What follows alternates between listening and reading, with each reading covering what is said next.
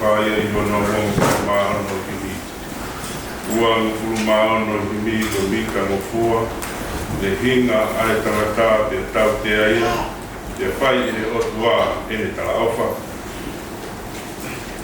Ua ngufuru maano kimi o mika ngofua. Ka mata e hiwa wero te tau ngofua. Le hinga ai tangata te tau te aia. Te whai e otua e ne tala ofa. Le hinga ai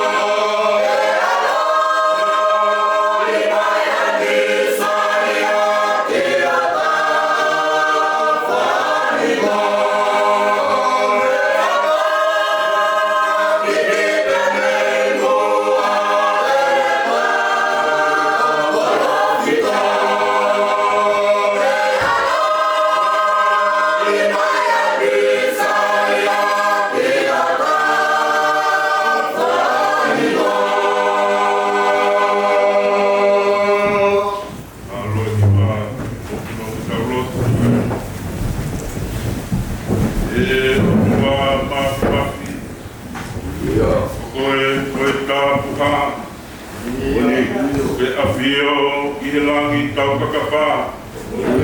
Mau whetā ngutu i he uri mehesi koe tūma ke i pui a ho afio. imua.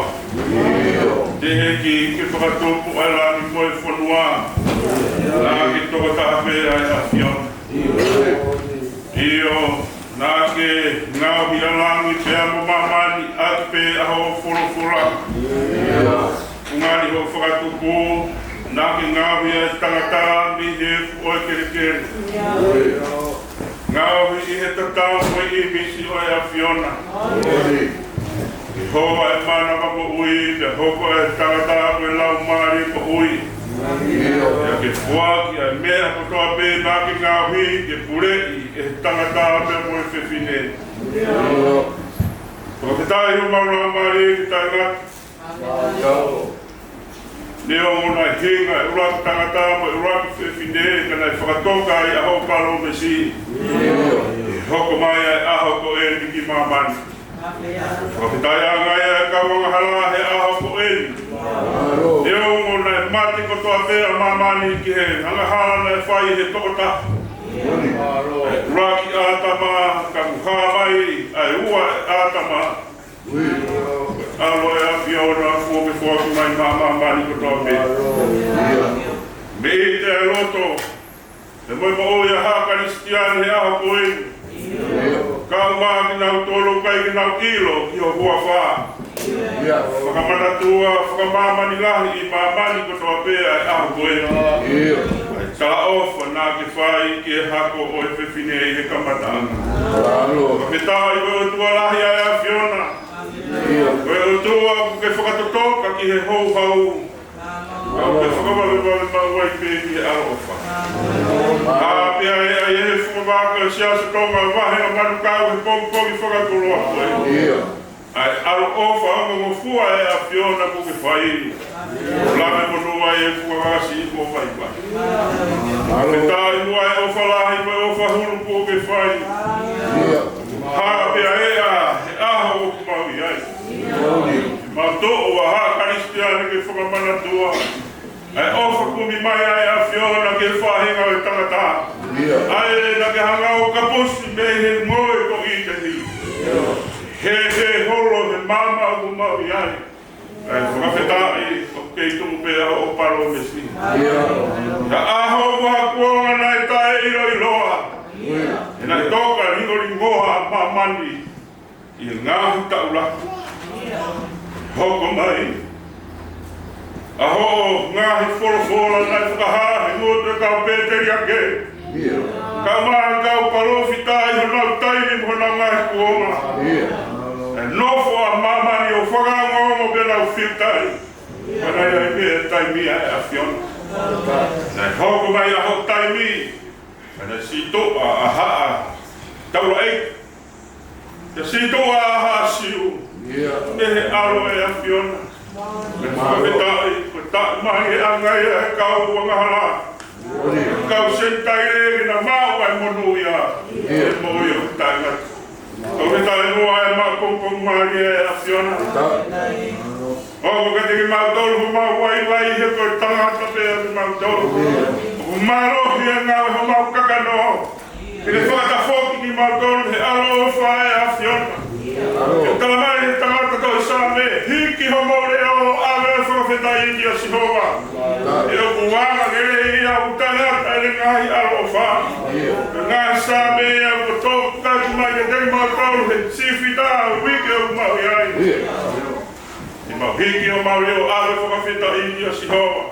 E koe ia mohu Alo'I, tolonga te utangata e ngahi Alo'I. E whakapea e whumapaka e ki o mau hangatu mo loto hanga maari ko oli. I mea te ate mau ngahi anga haramotoa pēki o a whio. E toke hoko mai e tamasi o tua hange e koe ia kone hoko mai e kongkongi ko eli. O mau amanaki pelei angu ki po ui tangata. Ma wai alo koe ia kone ma wai po ui. Lau tāpua ki ai e Fakamoui-Siasi Tonga Vahenga Manukau e hoa koe. Tāu ke mau whamaro ai ke te koe. Tō meni waka e o kua mari e pē tui ke wha e whamakani. Haro mua ke I whanau mari e pē mene mua mou e.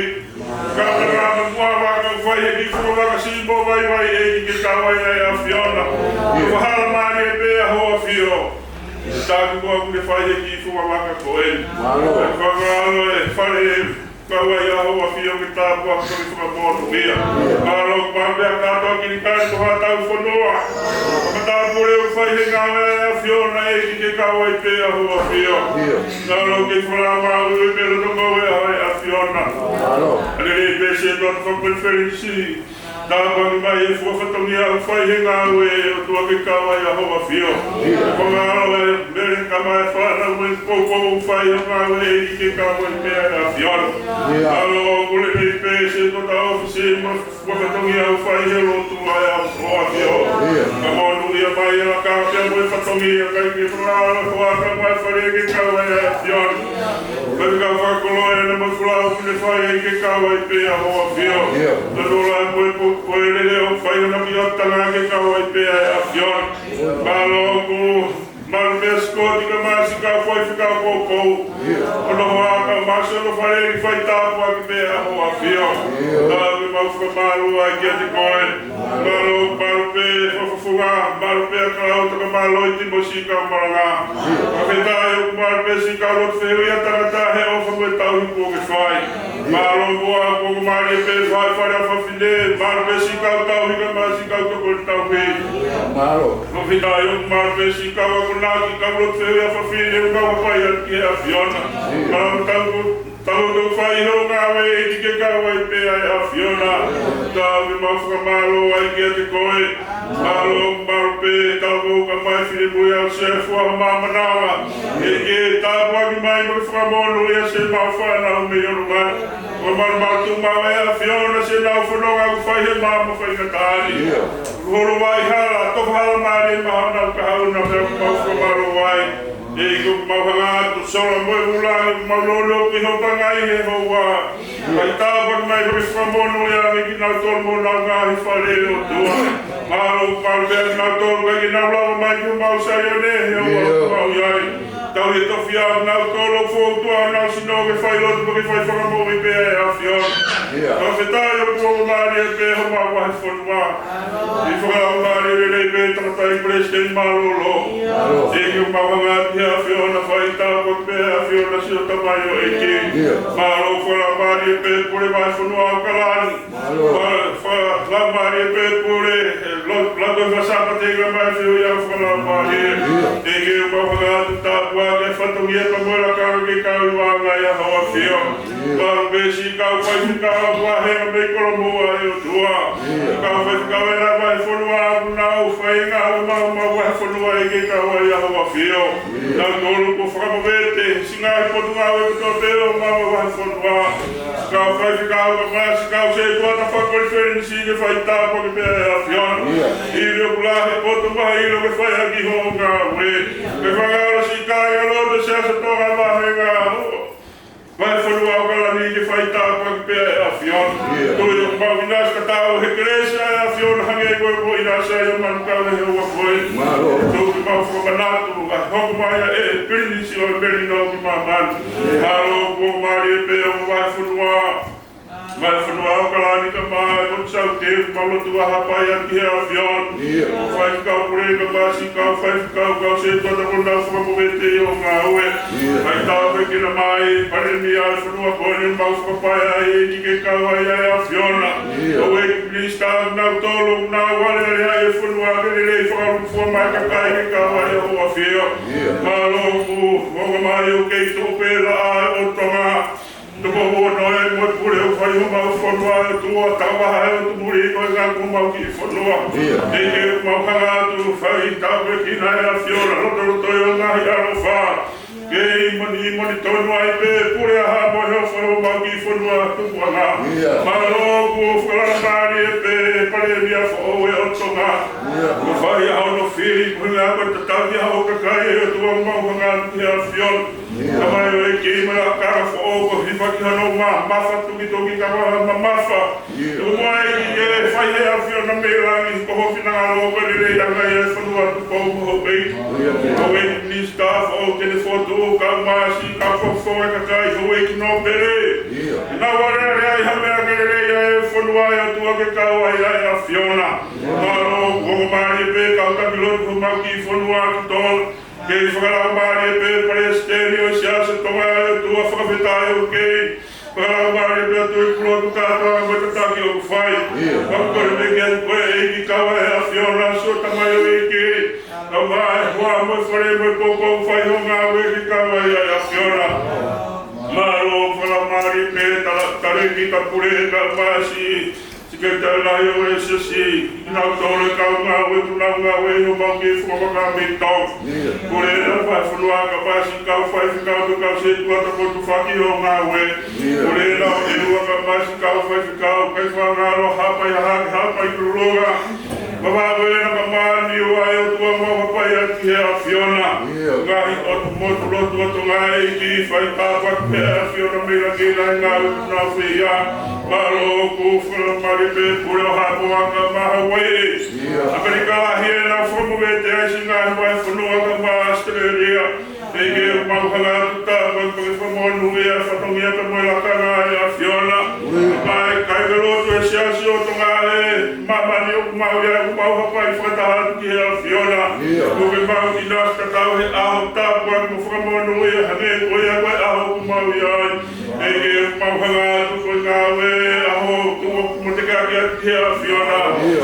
Haere mai lau mani o ngā we whakatahamu ki mau tolu e hoa koe.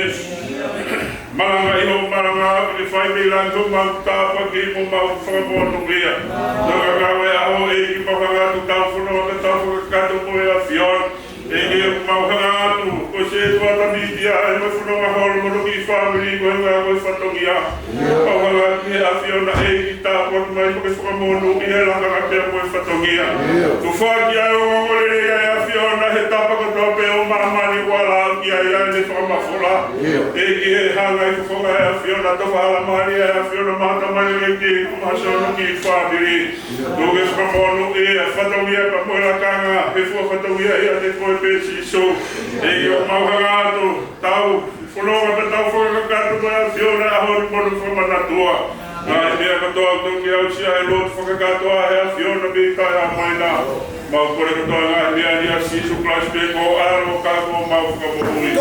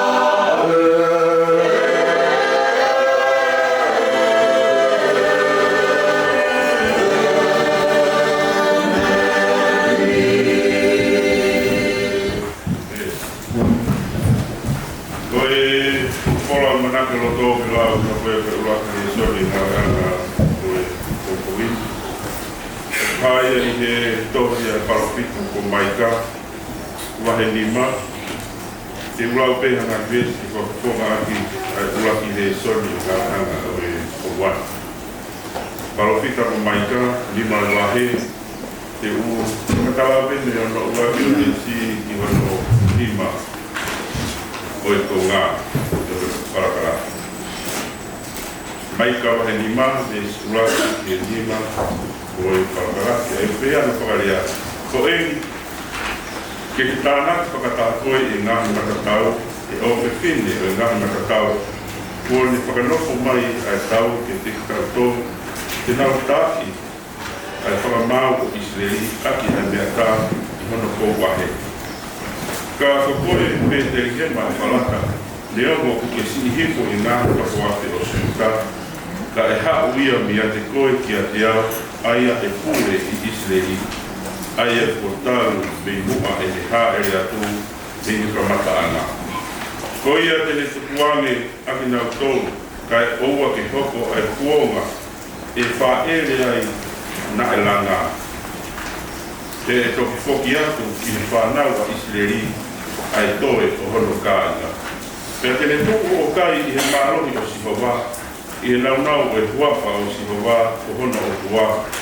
Pea te nau nuku ma, ka koe uhi e toki hoko ia o lahi, o au ke ngahina taanga o māwani. Te koe tangatani e hoko koe merino, o ka hoko mai a Asiria i Hotau ponua, te o ka neka laka ia i Hotau ngahi whare whaka AAT. Te tau whakatuku ki a te ia, ai kau sipi e toko pitu, mo e kau tangata tuku ki mua e toko wā. Ngata miei e tau waki e toni.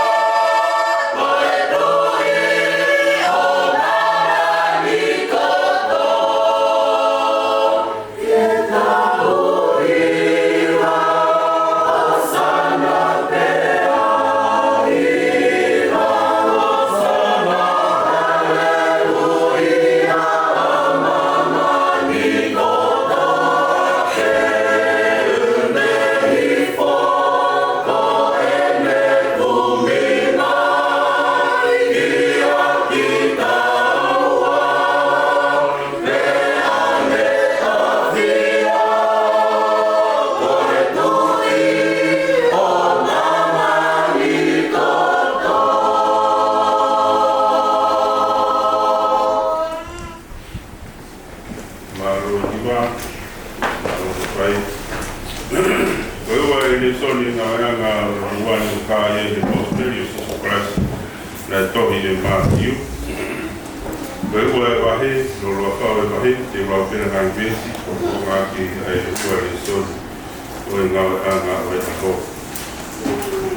Posteri o Jesus Christ na tohi e Matthew, ua e wahe, lau pena i ano ua ki, i hono ono besi. Ai au pea no koe ea. Ko Alo'I a sisu I pēteri hema I si pēa I ngā aha o pēro tātou e tupi. Wakai nai hau e kau tarata poto I poto mahake I Jerusalema o pehe o pife ia aia ko Alo'I koe tupi I waka kai siu. E ko mama mata I poto mahake ki hono whetu o e ko mau hau ke huki a teia. E ko whanau a he longa koe tupi ne puputu uia o Jerusalema ko toa pē moia. Pea ko whakakatoa eia kautaula e lahi ko toa pē me kautangata tohi e kakai. Na whakapapau ia me ia teki nau tonu pē Alo'I I whē ai karaisi. E nau pehe ani ki a te ia I pēteri hema I si kea he o pehe hono tohi e he parofika. Ko koe pēteri hema e konua o suta.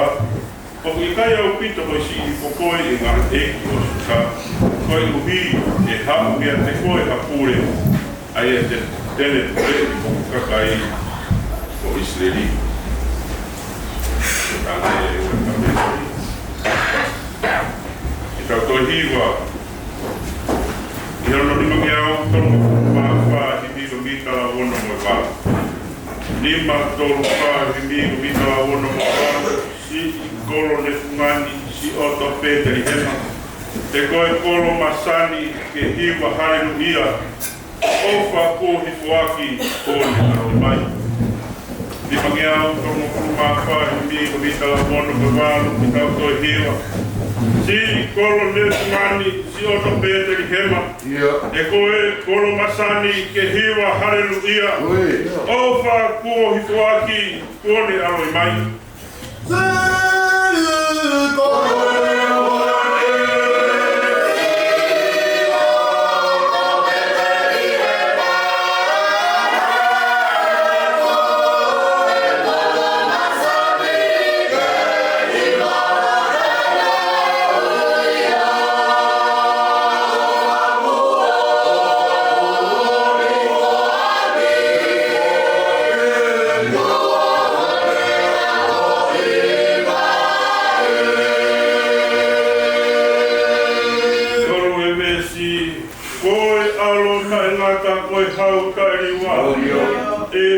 Ki a te ia hau e ngahi kure ana. Mohono ngahi huafa hau me i whalata.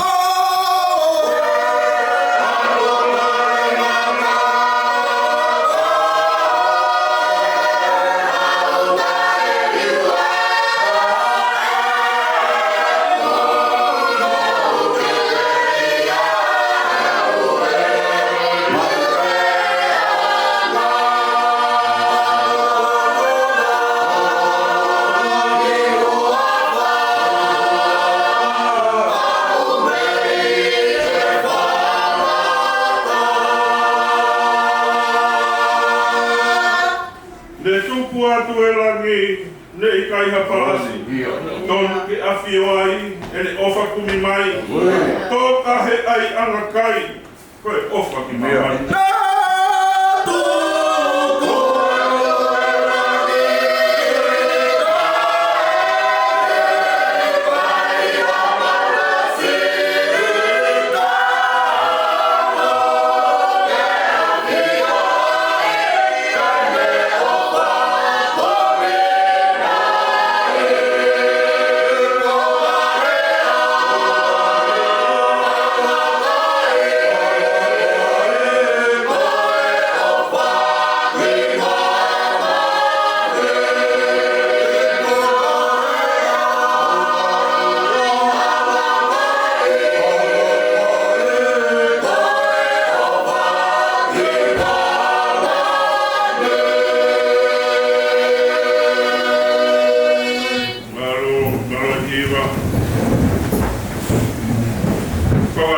whakalau kanakalo tō whai mea ia Fakamanatu. O aho mahuinga Hotau iai. O hape, o haia i he gospel o Sisu Christ na hitohi e luke. O ewa e wahe, peka vesi i ono hongo furu. Gospel o Sisu Christ na hitohi e luke. Ua e wahe, hongo furu e vesi, aia o pehe ano whakarea. Ia te he angilo ki a teki nau tōru. Oua e mana wahe. E ka wakai he opo omi ki a teki mau tōru. Ai o ngongore lei o e fia la. Aia e hoko ki he kakai furi pē. Aia ngā krawa tū ti te Fakamoatu. Loke wahe wā, besi o na hongo fulu. Ia pehe angilo ki a teki nau tōru. Oua e mana wahe, wakai he opo omi ki a teki mau tōru. Ai o ngongore lei o e fia lahi. Aia e hoko ki he kakai furi pē. Tāpu ki he āwhiwhio e tahatolu tāpū. Ne āwhiwhio mo tautolu i he haua koe. Tāpu ki he wholawhola ku lepa i mou ngā kono whawhonga. Tāpu ki he poto tapuni o whakatapui i whai ai ano Malanga i au mongoreri. O tāpat ki a Amerikoa mo hoeiki.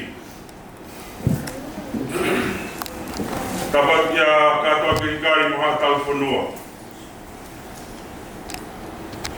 O tāpat ki he mo se tuata.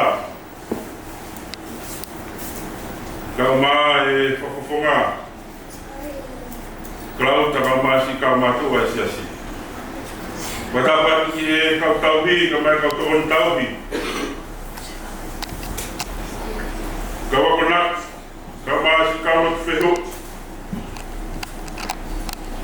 Talo ka mo fili mo ya sia fu Hotau manao. Watama wahe heli i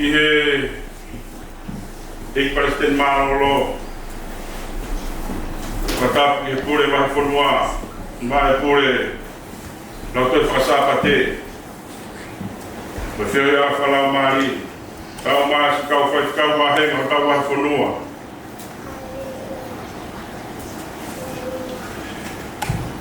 Kalangata mo e te au whai ki tuka. E ata mōku ai i taimi no koe ni ki whai a Fakamanatu. Ai whora maa ni ori mo e aho Fakamanatu, whakamamani la. Hangi e koe o tau au sia. I he tau wafe, ua whaa. Ano Fakamanatu ai aho Kirisimasi, koe aho o kutaku e haa Karistiane, koe aho o e hoko mai ai whanau tama tangatara ki mamani, koe hoko mai ai merino, koe hoko mai a whora o kakano.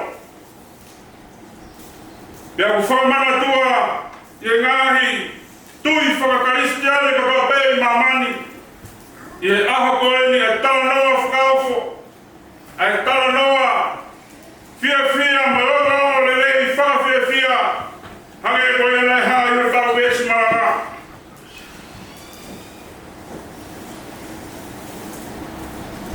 Tau me he kamatanga, me he uraki tātā, me uraki whewhine, ono whakatoka he otua mafi, te ko Sihova, o i ngāhi kau ai tā ofa ko me whakatua me rie. I he Vahenga o i tangata. Nea mo nei kapusi ki nawa me he ngoe ko i te ni. Ka i kai hato amanaki, maa ki nawa. Ka na hanga he otua o humaki. Ai whakatua me rie. I he rongo mātua. I he ne tala tūtūni e hopo nai whai i tēni. Nā ne whai ki he ngata. Te tuko e tau whai ia te koe. I ho hako mo hako e whewhine. Ke te ke whakawau hono mui ma e. Ka te rehanga e a o laiki a ho ulu.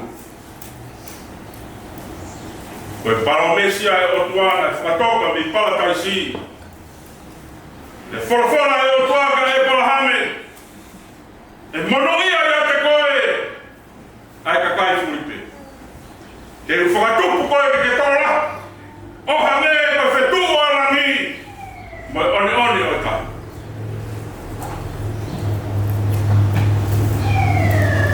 Koe kuongani o kau pēteri ake.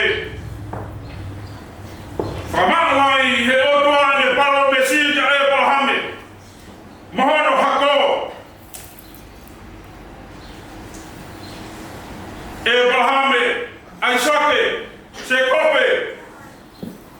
Tuku tau pākia se kope ki ono foha ko siuta. Ko koe siuta, ko la ione. Koe toko e pureo pia te koe. Ka utangi ka ngā kristiani. Ki he whanoma mai ai tala ofa e o tua. Ne omo ne lau i tau tangata. Pena e lau i a feita. Pa ko pau e hoko mai ki mamani.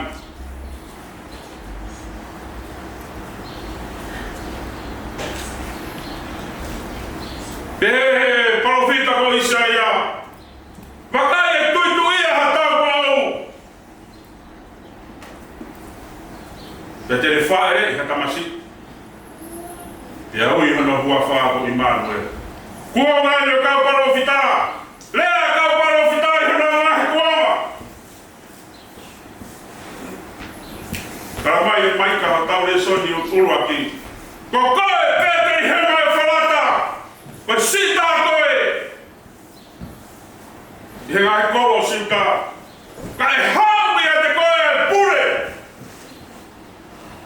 Tene pure ia hoku kakai. Kawa kristiani. Ko rea a kau parofita ko ni. Ie ngahi tau rahi.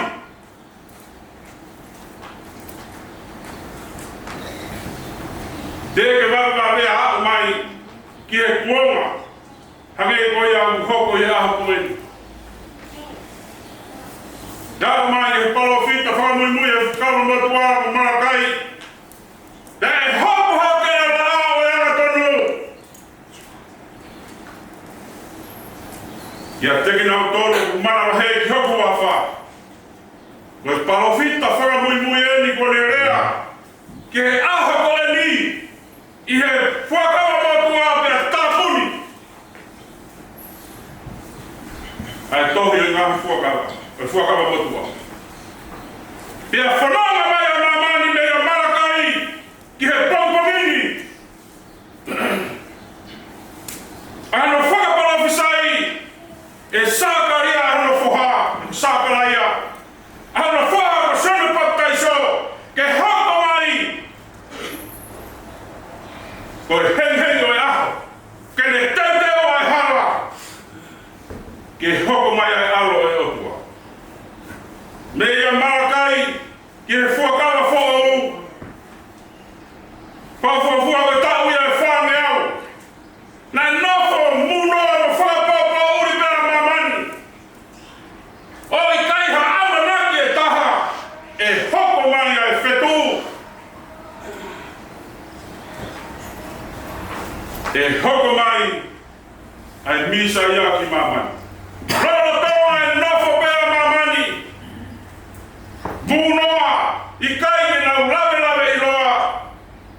Ua taimi ke hoko mai ai ngahi lea patona e whai he kau pēteri ake. Kau parofita. Ke hoko mooni. Ai paromesa e o tua. Na e whai ke uraki tāngata me uraki whiwhi.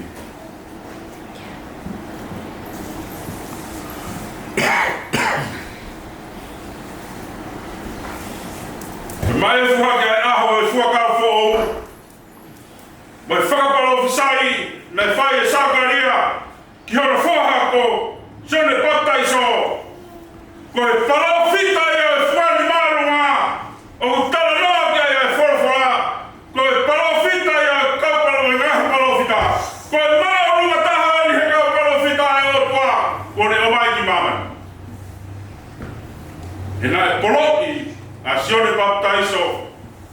he otua. E nane Faifekau e angelo. Whakahaa ke Sakaria. E tuituia ho unoho o Elisabeth. Ka te whanau i a tama. Ke whakahingoa i a pisiona. Kawa Kristiane. Koe palofita. Fakamoui-Siasi tahaini. Ia Alo'I ia eiki Fakamoui. I he aho ko ni ko sione baptaisa. Ia kui e hingoa e trotaa ko ni koe palofita o e fungani maarunga. Ia koe maarunga tahaia koe kau palofita. Hangi e koe ia kurea kia e tohi Malakai. Kurea kia e tohi Isaia. Palofita ko Isaia. Nānau ki kitei ta taupe Alo'I o sisu paraisi. Koe Alo'I o tua. Pia mo sione baptaisa koe whakamerone.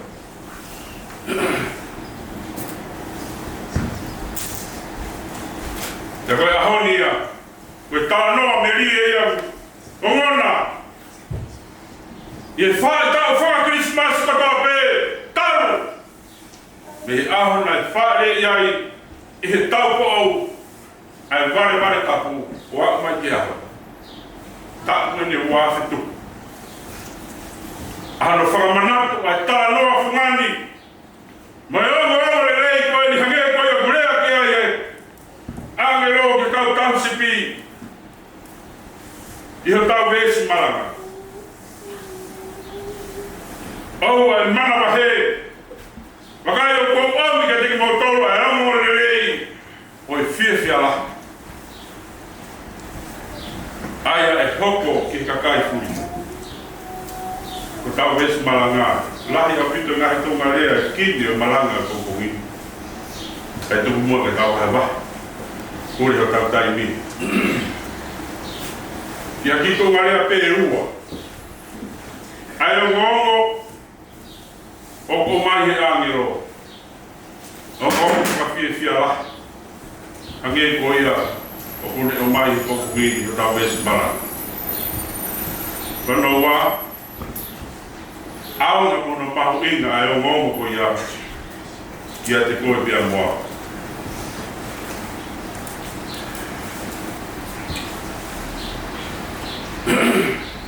Ula ke peta Malanga. Koe o ngongo. Koe o ngongo e fia lahi. Hange u whakahaa he angelo. Ke kau tau sipi i Hotau vesi Malanga. Tau mai ka kau tau sipi ko lina na nofo pe i he tuku uta. Te koe toa wha. Koe nā whau nai whai. Koe nā whau nai wha sipi o whakakai. Ke ngahi mo huku e toa wha. Te nā mau he pau rio re. Tā mai nai whakafoki whāpe. Hanga e koe re soni nai whakātai he whanau o ne fia whina. Roro tānga e nau mau mohe. I he pauri rau o e po. Whakafoki whāpe ko huero. Ai mama e otua i hana rota wā. Te hau mai ai re. Aua e mana wahe. O ko omi ka teki mo tau hao ngau whakawhia. Tā mai na tāwhu ua e kau sipi. Taru e nau tupu ki he mama ni. Teke nā mamata ha mea pehe. Ka ko hanga he otua o whakaha. A hono rangi mo hono mea ke hakakai. Na i kai ha amanaki ki ai a mamani. Koe kau sipi. Pefe kakai maulunga e pureanga. Kakai tu mario e whanua. Pefe kakai lotu. Kau tauna e ki lahi. Kau tangata tohi hange ka tānoa e whorwhora. Koe mena ka ke hae e angero ka tina toro. Ke whakaha. Koe ni koe ala ne o tua. Ko Alo'I mai ki mamani. Tala ke kau sipi.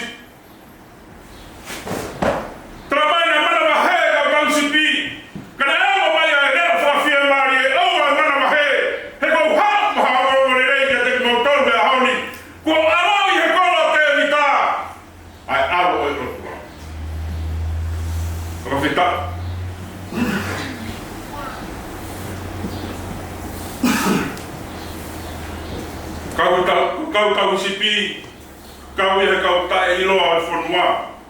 E koe ngawe unau whai, o kange pe haki ngawe ma whai mafua.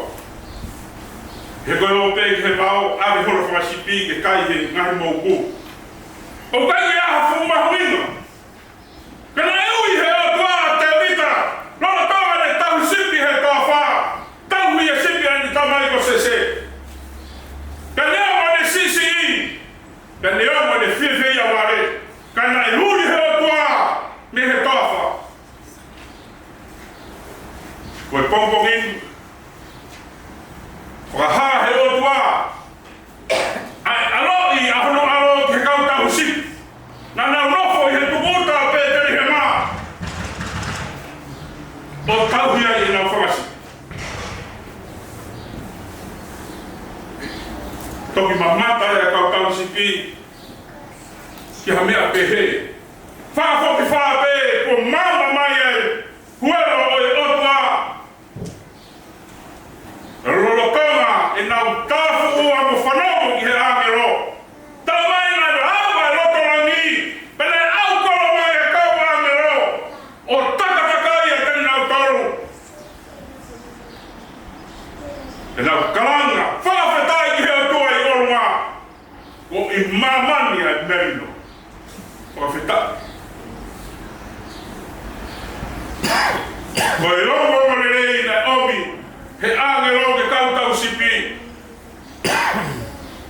Tala noa ha taua resoni e kohe a mātiu. Koe kau maki, ne hau mai he haha ke. Tokoa peke ilo pau ko kau maki ko hatui. Kanai mahiro ka kakai e kunau ilonga i he whanua ko kau tūmari e. Te ko kakai poto, na nau ilo ke whetu u pe marangi. Mai anga hono rau. Tala mai na nau mamata ki he whetu u he poto hake. Ne kai na nofu la tori seu saremu. Ko kau maki, ko kau sentaire. Wha utai kau ngā Kristiani. Na i whē kau taura e ki. Na i whē kau Faifekau. He kuonga koia. Whakahahe o tua ki he katai muri. Wo i mamani ai merino. Hāngu e kau maki me nau whehui i roto seu sarema. Ko wheia koa.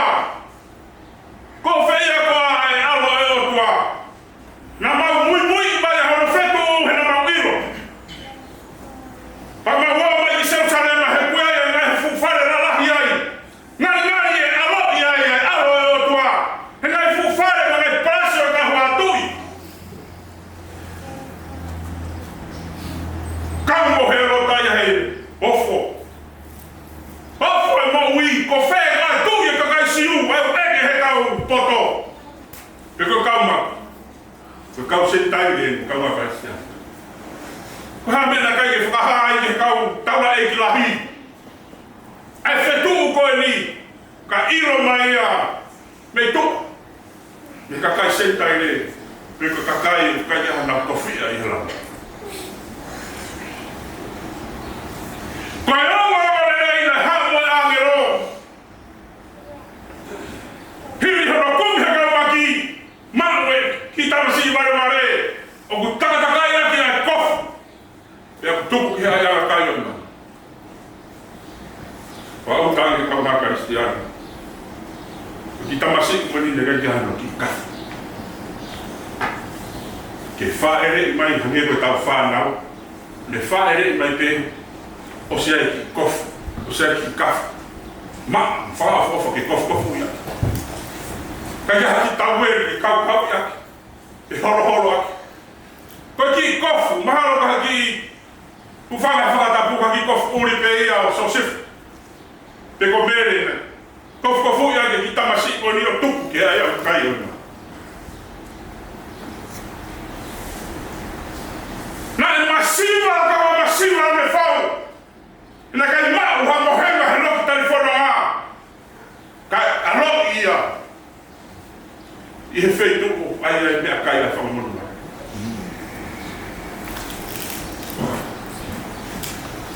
Amanaki e kau maki te nau hao mami ki tamasi i he ia palasi. Te kua whare mahaki.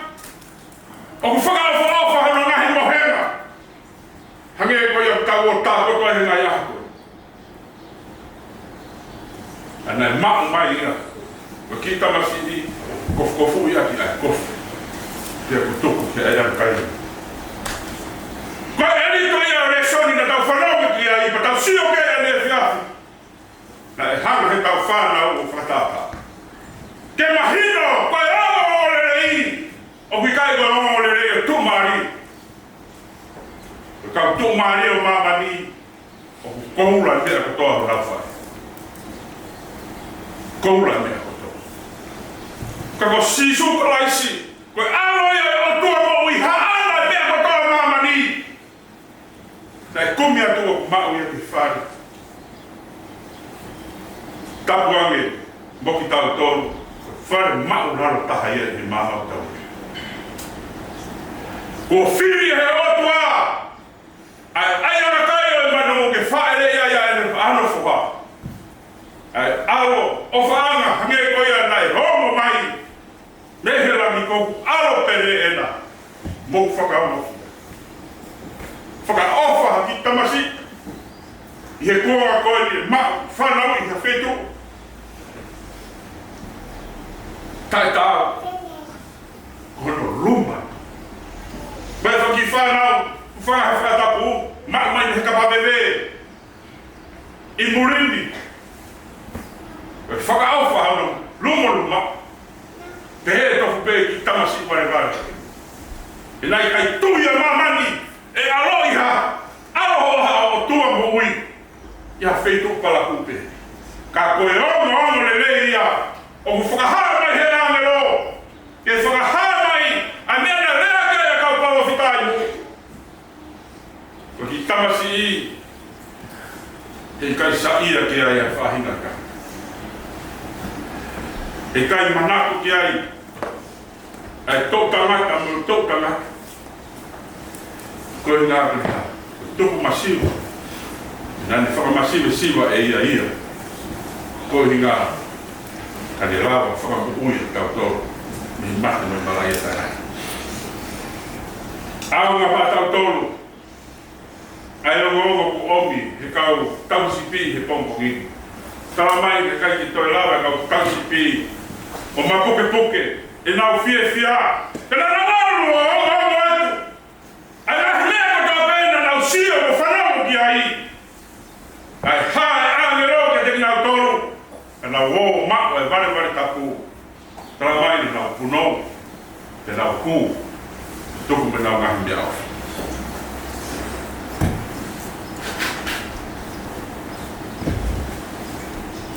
Kama kai ki ai.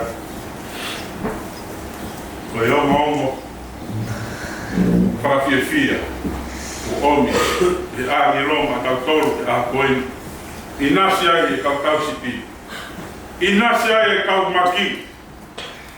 Tā mai, nau makwa siso upe, nau hupe, whoake, nau mahi mea o wha. E nā nau liu, hae āngi roka ki nau tolu. Ririu. O mou hala. Oa nā mūtoi fōu he hala nā mou hala. Ka maka nistiani. Koe o ngongoi. Ko tau mako pe eiko si sukolaisi. Ke mako ke ririu. Ai hala na tau hako. Ririu o tau hala no tua.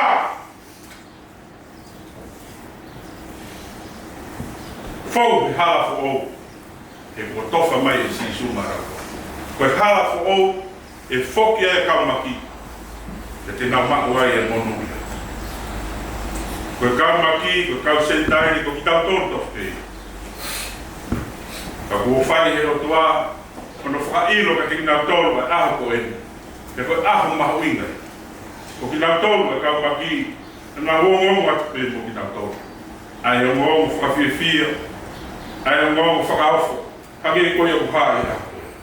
Ka waka ristiani, ko ki tau tolu, alo loto e tangata, o whakatatau ia koe ai aho kahina. Ia koe moonia mo. Ka pau i kai te tautari e ko si sukulaisi. Hangi ko ia ko kaweinga o si fitao e mahina ko ini. Ko si supe ko mea ofa mahu i kata ki momi. Nea mo ngahi mea ofa ko toa kauhanga whahu ma ia aho Krismasi. Na whai ana tufaki a ne fiaf e whanau mo ki tau tolo e mātua.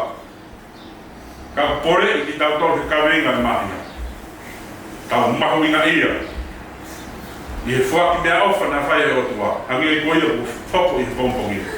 Koe ne mea au whai. Me whaki mano no aro. O mea ia au ma. O ngetari mea ofa ko ia. Koe pore. Teke tari. Ka pau teke tari, teke ilo no lili. Ka pau i kai teke tari mea ofa e otua. Teke ilo anu nua. I whaka o singa. Ka whanua ka whai i mama. Ki tau hi watu.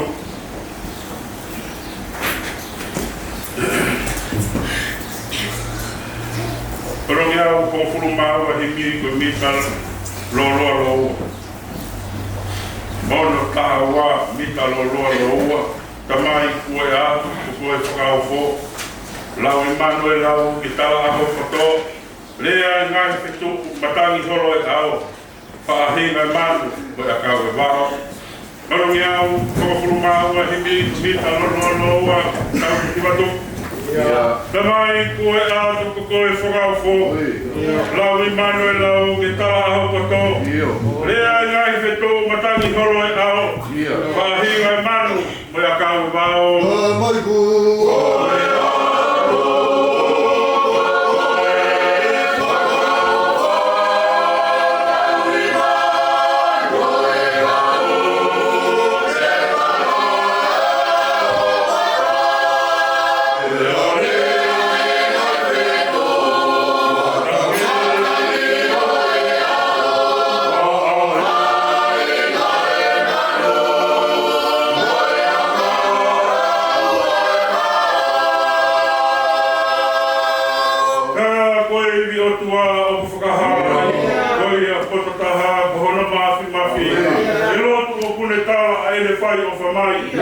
Whai o i kuna o te hao.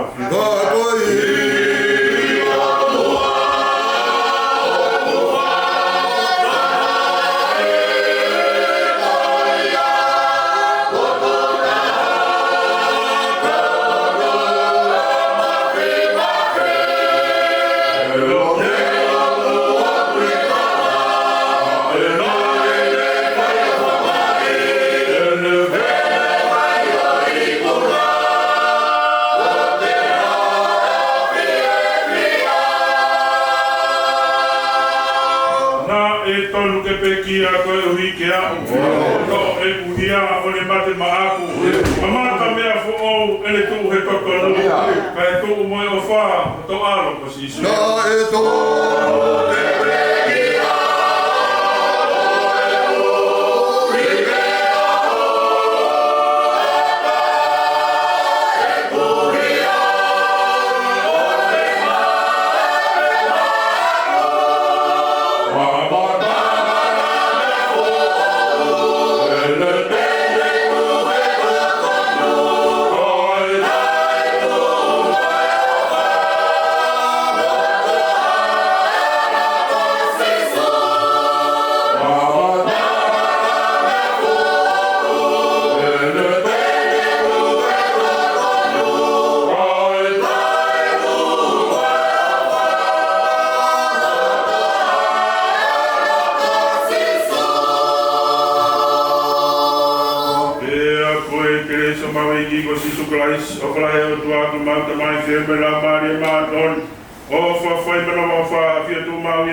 Vuki, Moki Malto, Motobe, Open Ahiri, Kafai Totanata.